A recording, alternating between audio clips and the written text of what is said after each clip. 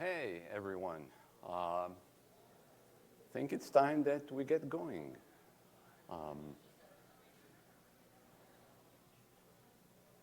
Please take your seats and welcome to my session, which I call All My Data. And of course, we'll be talking about a new type of injection attacks, OData injection attacks, but I'll throw in some other injection attacks in Microsoft Power Platform and UiPath. Why am I here today? Well, my name is Amichai Shulman. I'm CTO and co-founder of No-Code Security. I'm the former CTO and co-founder of Imperva. And I spent the last 30 years doing cybersecurity research. In the military, for corporates, I worked for academia. And so it happens that with my family as well, you can look up my joint research with my daughter, Staff Shulman. My first OWASP Global AppSec appearance was in 2007, so excited to be here again. My agenda for today, we'll talk about the motivation for this specific research. Then we'll dive into OData injection vulnerabilities and attacks. We'll follow with some more injection attacks against low-code, no-code environments and applications. And then we'll start generalizing into the challenges of low-code, no-code security. And of course, I won't let you go without some remediation tips. So, what was my motivation for this research? Well, I was looking for vulnerabilities in low-code, no-code application. Actually, I was looking to build applications using low-code, no-code platforms, but then I realized that it is much more interesting to try and break these applications. And I was focusing on Microsoft Power Platform because it was the most accessible to me. However, I found out that this is a global trend where you have platforms like UiPath, Automation Anywhere, Mendix, OutSystems, ServiceNow, App Engine, and more that allow people to create application, generate software pieces without any coding. The idea here is that people all across enterprises could participate in the digital transformation process and accelerate it. So we have non-professional or semi-professional developers creating software without coding. And everyone is telling us that this is perfectly safe. Well, I didn't believe that. So I started digging, and really, as soon as I started looking into the Microsoft platform, I was introduced to this technology called OData. Now, what is OData? It's a standard by OASIS, and they have a very nice piece of language that describes it. But in English, it says that this is a standard for managing data and delivering data using REST APIs and JSON on top of the HTTP protocol. It is independent of the underlying data repository, so it doesn't matter whether this is an SQL database, a NoSQL database, SharePoint, whatever. Data is delivered in the same way. And it's a very convenient way for web clients to retrieve, manage data in lightweight environments. You can see the full document in this URL. OData speaks about entities and properties, not about tables and columns because it's generic. And if we look at this example, you'll see that we have a request for an entity that is called Canvas app. And I used what they call a query option, the select query option to retrieve only two properties for each Canvas app, the name and the version. And you can see the data coming out as a JSON object. Now, there are more advanced pieces to the OData standard. One of them, the more interesting one for me, was, of course, the filter query option. And the filter query option allows me to choose a subset of the entities that I would like to retrieve from the data source that I'm talking to. So again, here, you can see me using the query option to select Canvas apps that match a specific pattern. And you can see, again, the data being retrieved as a JSON object. The filter language was very interesting for me, because although it's restricted to this single entity that I'm requesting, it does allow me to put in multiple expressions and join them using Boolean operators like and, or, and so on. There are comparison operators. As you can see, it's very verbose.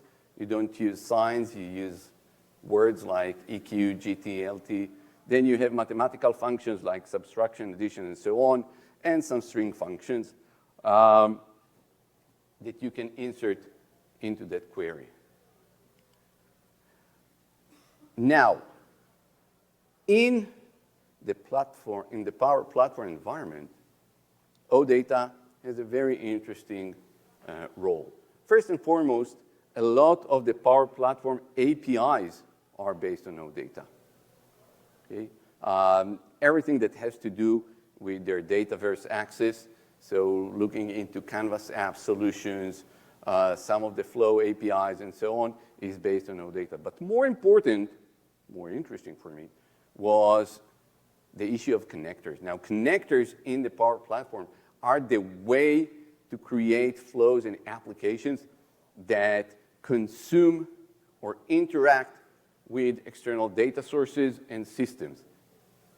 So you have connectors for SQL databases, you have connector for the database, for the Dataverse, you have connectors for email, connectors for Slack, connectors for Salesforce, and whatnot.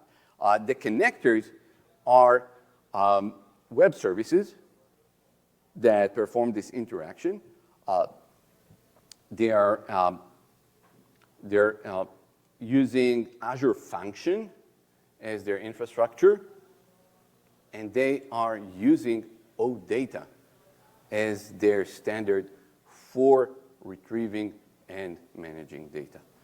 So you have actions in connectors that translate OData to the underlying operations. So for example, here you see that there is a connector for SQL Server, and the connector for SQL Server has an action that's called get rows.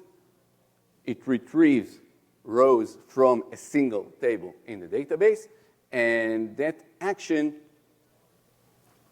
has an attribute called filter, which, as they say, is OData filter. From a user perspective, this is how it looks. So I create a flow, and I drag into the flow an action of type get rows. I define the connection to the database, and then I choose a table, and I'm able to write a filter expression, which could be a literal, constant filter expression, or it could be using data from other actions in the flow, including, for example, user input. So with that in mind, let's inject. Here we have a very simple flow. It's a flow that looks up order history for users from a database. And for the sake of it, let's assume that the users who are able to run this flow do not have direct database access, which is a reasonable assumption in an organization. So this flow is using the access privileges of whoever created the flow in order to access the database, and they're only able to run this flow. And let's see some details about this flow. Oh, sorry.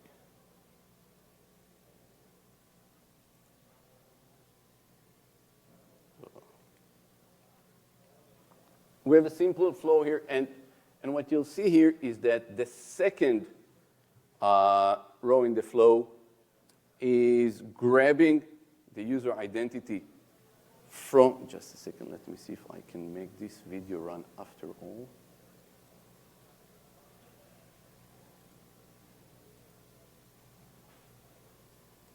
Well, it's not. Okay. I'm taking input from the users. I'm now querying the Active Directory for the identity of the user based on their authentication. And here, you can see that I'm using the data from the input, the data from the identity repository to create a filter expression. So now, if someone runs the flow and puts in the name of the product, then the flow goes into the database and tries to retrieve information about that specific product for that specific user. Now, notice that users running the flow cannot influence the mail field because it's taken from their identity. However, they can influence the user input. So now, you can see I have no buying history, but I will run this flow again. And this time, I will use specially crafted input.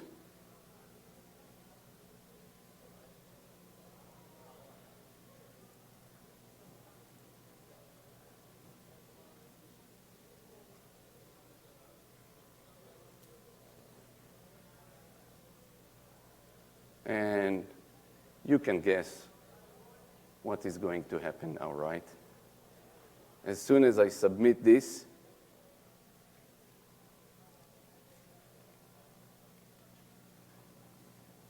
I get the orders of everyone in the organization into my email. Now, it's not always that simple, because now, knowing that this is possible, what I've done is I created another flow, and in this flow, I was adding some logic that would try to prevent injection. I've added logic that trims out space character from the input. And it turns out that OData filter syntax requires that there is a separation between the different tokens. So now, when I'm trying to execute the same type of query, what I will have,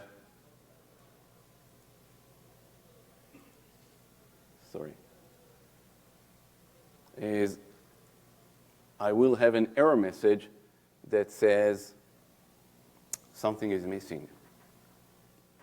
Well, I'm not giving up. Not giving up because now what I'll do, because I know that executing a flow is actually another Power Platform API, I will take the payload from my initial execution of the flow, put it into a hex editor, and replace every space character with a tab character. Does that look familiar to you? And now, of course, all I have to do is pick up Postman and resend the API request with the new payload, and of course, I'll get what I want. So, I've just found a new way of injecting into yet a new data access protocol, which is cool. But really, what I wanted to do at the beginning of the research was get to SQL injection. And I wasn't able because it turned out that all the OData parsers, when I tried to inject SQL syntax through them into the underlying database, were not accepting it. but I still want to do some SQL injection. So I did some more experimentation, and I found this flow in which the get rows action was replaced by an SQL query action, which is also part of the Power Platform capabilities. It's that simple. Why would people do that, by the way, and not use the get rows? Sometimes because it's easier, sometimes because they just want to access two tables in a single action, sometimes because they want some more complex filters. But at the end of the day, this is what you get. An SQL query with user input pasted into it and classic SQL injection. Yay!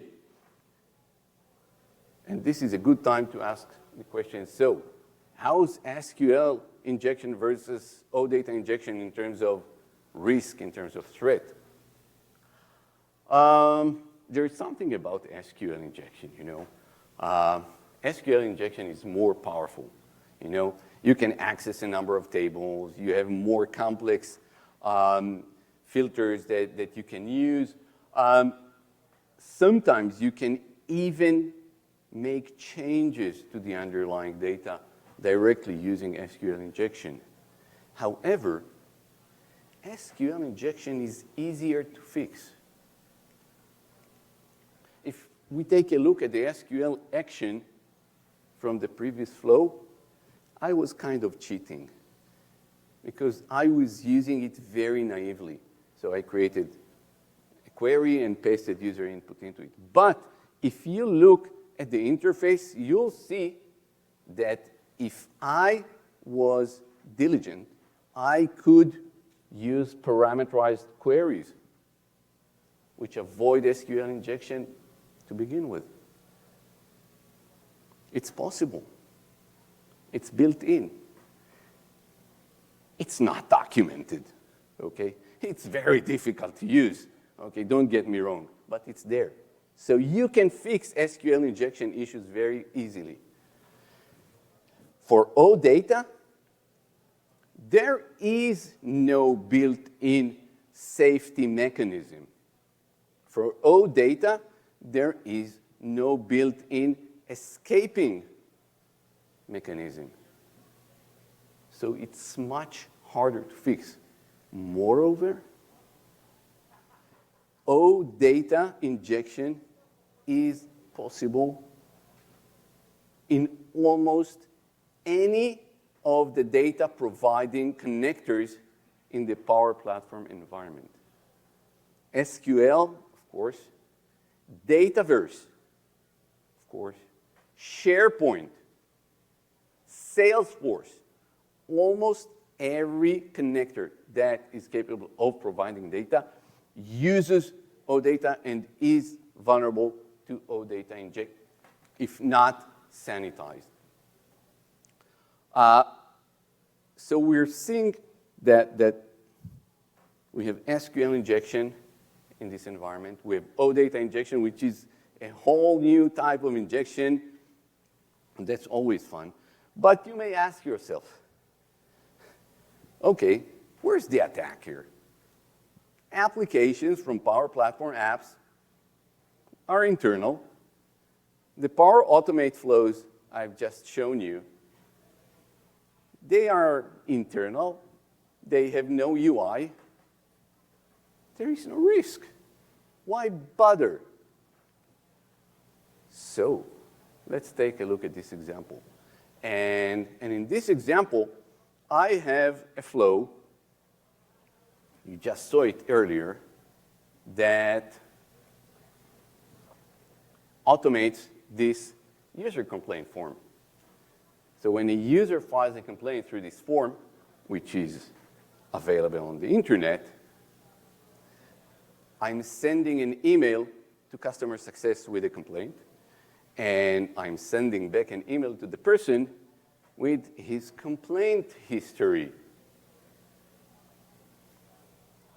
So when I go and look into the mailbox of the person who filed the complaint, we can see that he received his complaint history. Next, what this person will do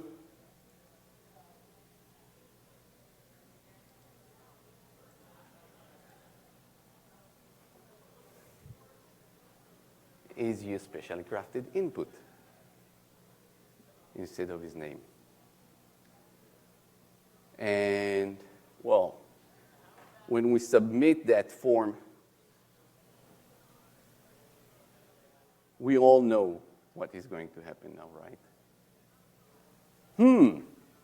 So suddenly, this internal no UI automation becomes an external attack surface. And it's not the only one. Potential sources, web forms, email, Slack, social media, CRM, customer ticketing systems. All these are external inputs processed by enterprise automations, accessing sensitive corporate data. This is not just a potential issue. In every deployment we've seen in the last year, we found external attack surface. In one deployment where they had 50,000 automations in the organization, 5,000 were exposed to user input. That's huge external attack surface. At this point, you may think, oh, Microsoft with their Power Platforms. They don't know about security. But it's not the platform.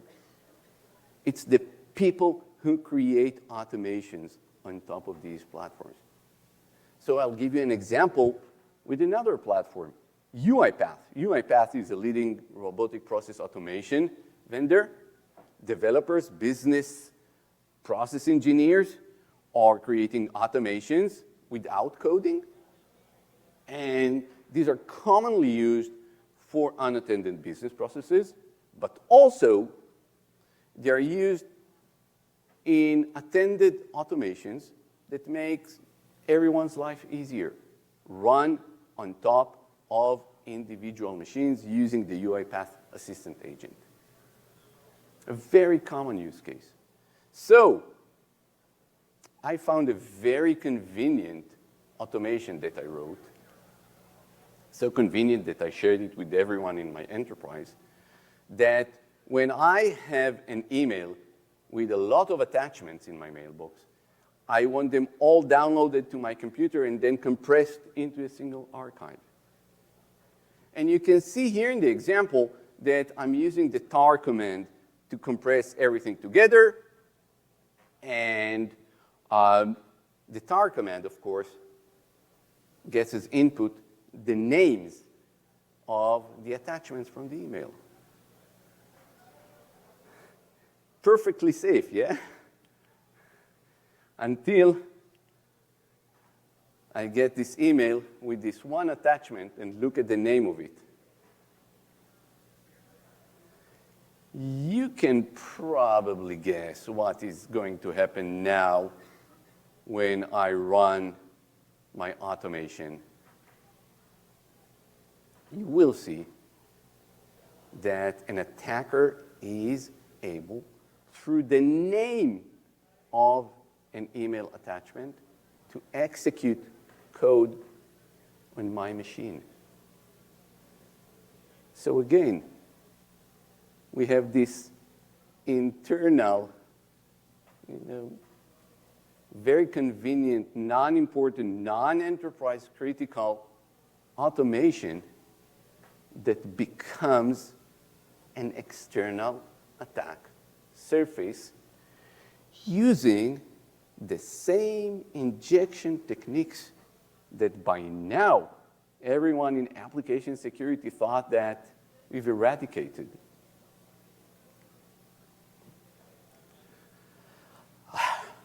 Which brings another discussion. Why? Why do we see these SQL injection vulnerabilities? Why do we see command injection vulnerabilities?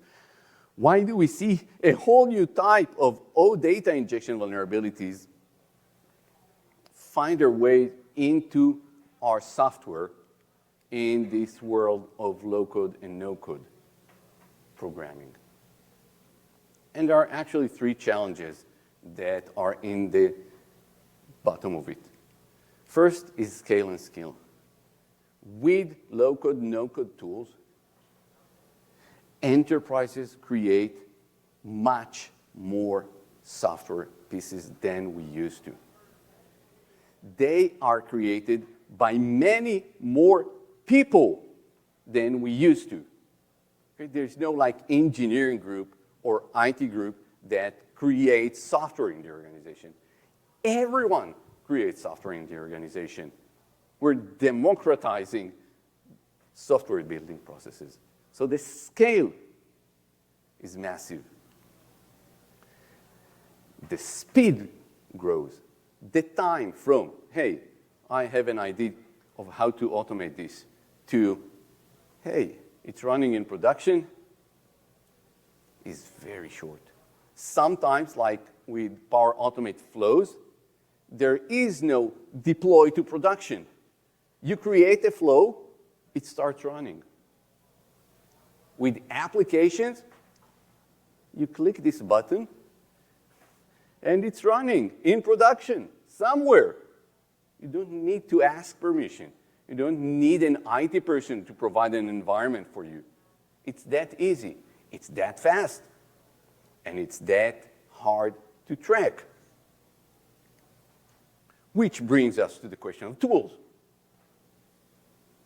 If I asked someone in my organization to do the same task with a complaint form in Java,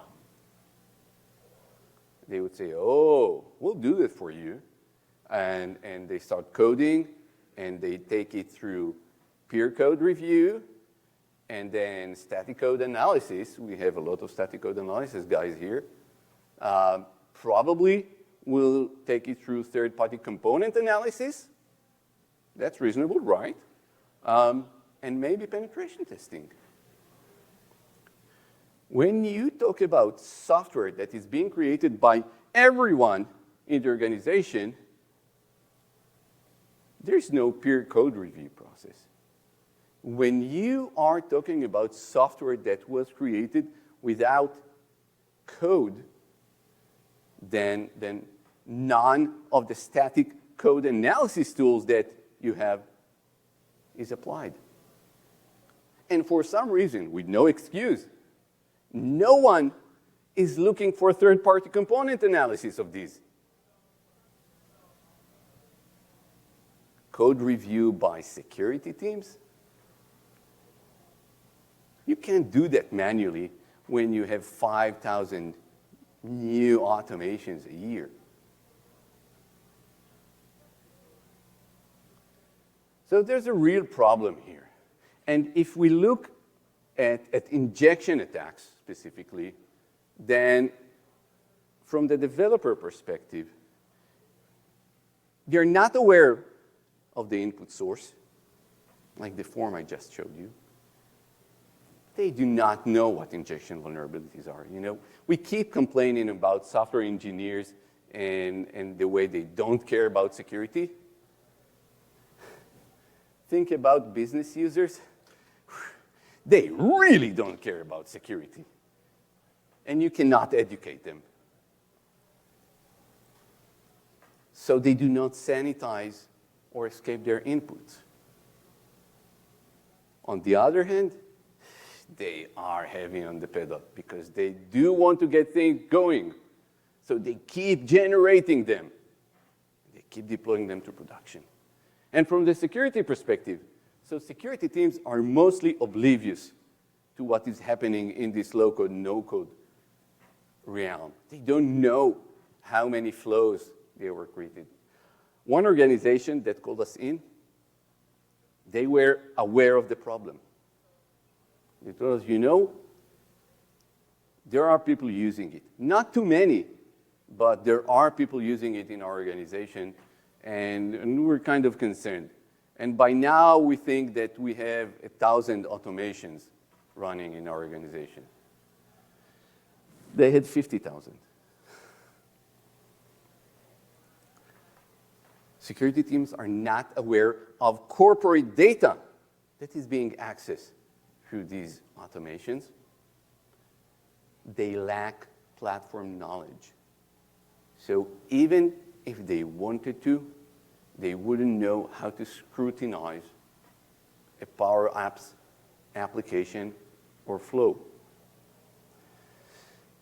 And as we all know, security teams are understaffed and overwhelmed with vulnerabilities.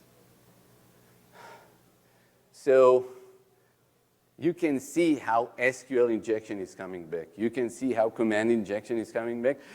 And you can see why having yet another type of injection attacks like OData injection is really a major pain for organizations. So if you want to go out from here with a few tips to your developers, if you think you can get to them and help them, first thing would be assess the source of your input. Ask yourself the question, can an external attacker influence the input to my automation, to my applications?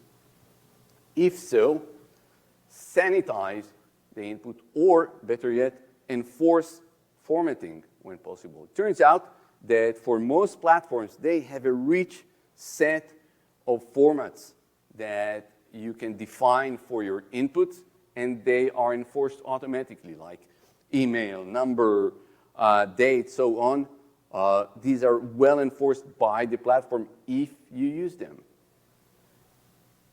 Escape the inputs where sanitization is not an option.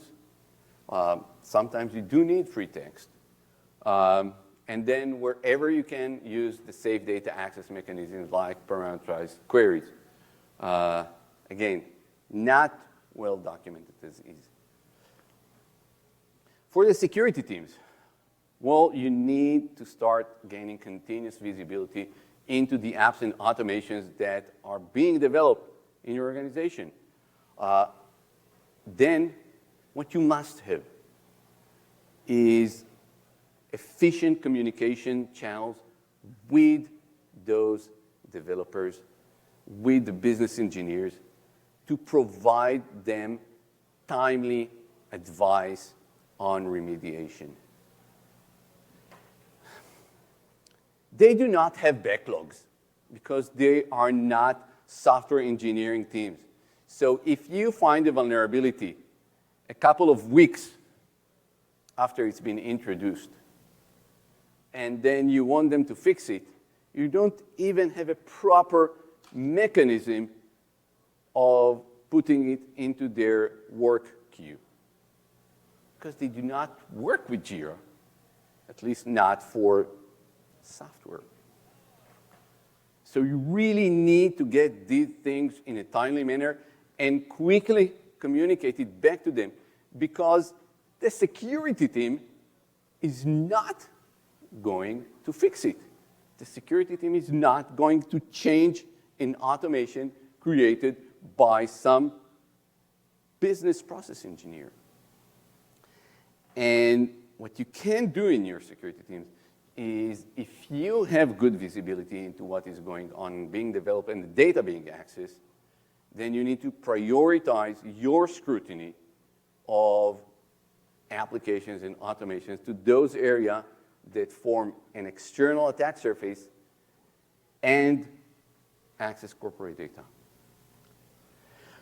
At this point, you're asking yourself, how do I start? Where do I start? Is it a problem for my organization? And, well, we can help you with that. We've just published an open source tool that you can download. It's a simple Python script.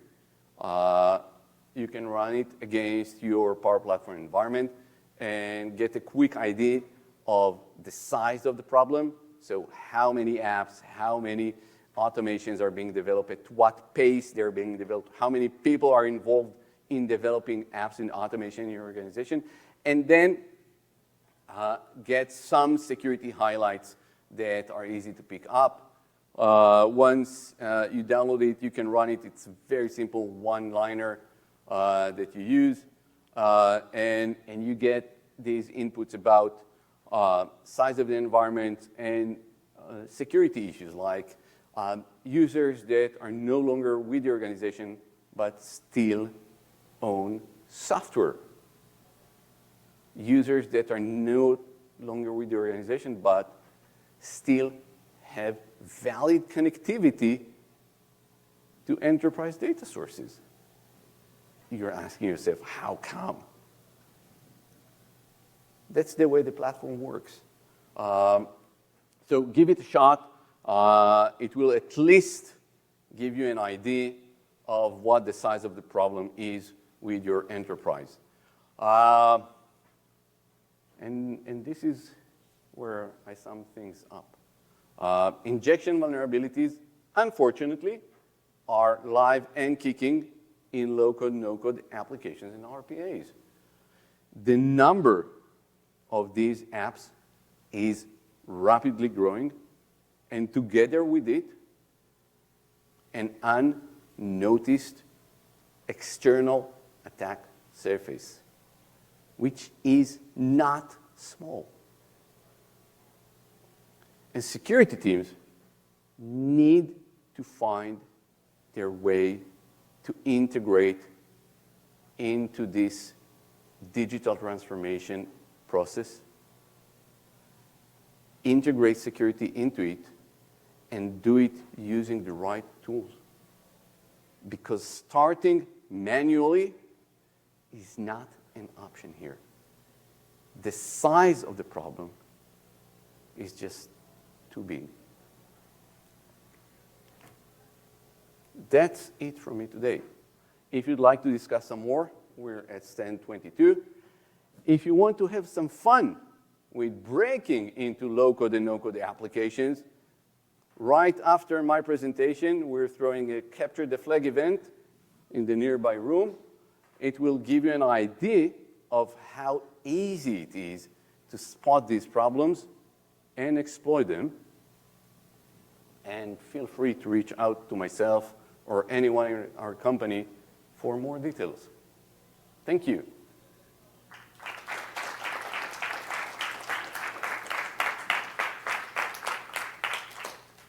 Questions?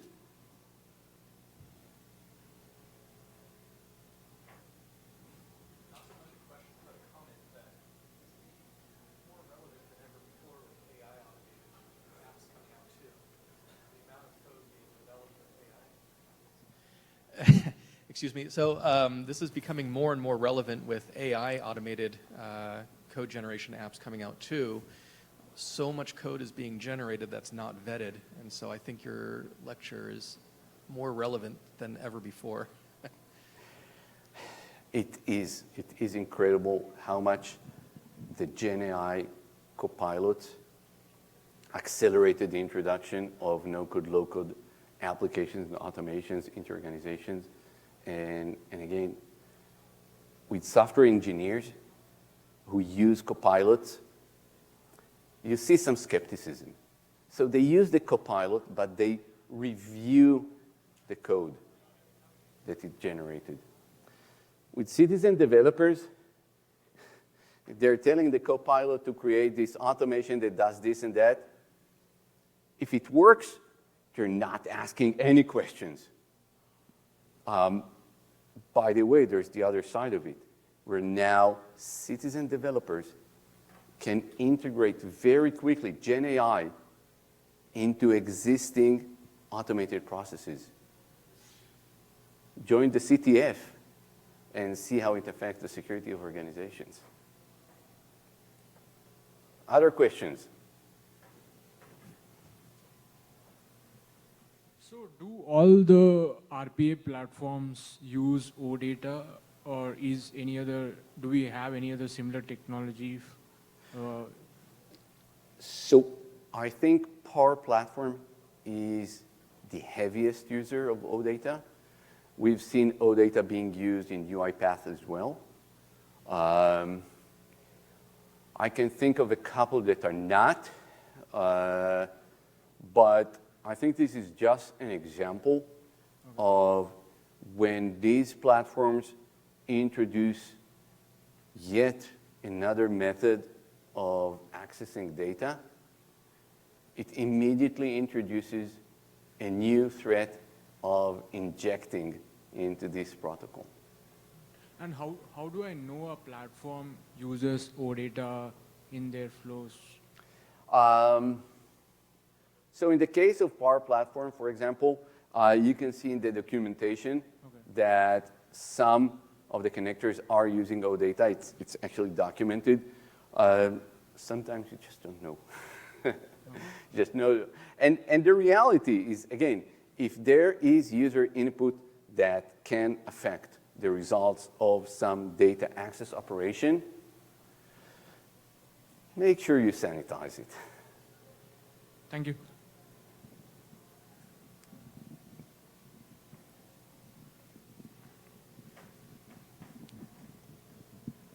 Thank you for your presentation. It was really interesting. I have actually one question and a comment. How big is the scale of the risk you mentioned using like Power Platforms and the scale of threat surface when people are with no engineering knowledge are creating the solutions? And the second one, is it possible just to build security mindset for the people who are not from the engineering world, but building some solutions for internal usage or for outside of the world? Thank you. So as to the size of this problem, my experience over the past year is that at least 10% of low-code, no-code applications and automations being generated by an organization are open to external input. How many of those are vulnerable? Quite a few. When you have, as in the example, 5,000 applications that accept external user input and then use it to process enterprise data, that's an accident waiting to happen. You need to check those. To the other, I find it very hard to get professional software developers security educated. You probably know why. Because the way you measure a good software engineer, the only way people really use to measure good software security engineers is how fast they write code. That's the hard reality. And if that's the way you measure a software developer, he wouldn't care about anything else. But yes, we do get somewhere there. When you're talking about the entire organization, it's pointless. So it's not about education. It's not about education. But there's another thing here. Although I spent more than 30 years in cybersecurity, I do think people are mostly good. So the question is, how fast can you make them correct their mistake? Okay? The person creating an automation does not care whether you call this mistake an SQL injection or an OData injection or whatever. He made a mistake, you want him to fix it, tell him how. If you have an effective process to do that in a timely manner while they're still working on their automation, then you've got a solution for the most part of it. And this is what you should be trying to do. But what if there is something called like security champion? I'm the one, and that's why I'm asking. I'm a developer. I'm not an administrator. What if company does care about it? Is it possible to build this foundation knowledge and share it? Because security is shared responsibility. It's not like only about somebody who develops it. That's all good, and I do believe in security champions, and I do think that people should be minded, because I do think that security has to do with quality as well, and you do want to have quality code. Having said that, it doesn't scale, but if you do want to get more knowledgeable, then you'll start seeing that there are upcoming resources, both in terms of security problems and solutions in this relatively new domain, coming mainly from us, but also I'm seeing more researchers that are starting to put content up there. There is not a lot of content because so far the state of mind was, let's look the other way. It looks perfectly safe. Hi. The tool you referenced, the PPQAT tool, does that support, does that detect injection type vulnerabilities? No, it's just more of a general sizing of the problem and some general environment mishaps. It's not diving into each individual flow. That makes sense. Reason is mainly time and resources. It takes time to scan. There's a lot. That's fair enough. I started creating some solutions in Power Automate, and I've had a hint that it was capable of doing very powerful things. So this presentation was very, very eye-opening. In my organization, there is opportunities for employees that aren't engineers to develop many things and just to Google things to get the job done and introduced very, very big problems. Yeah. So thank you for this. Thank you.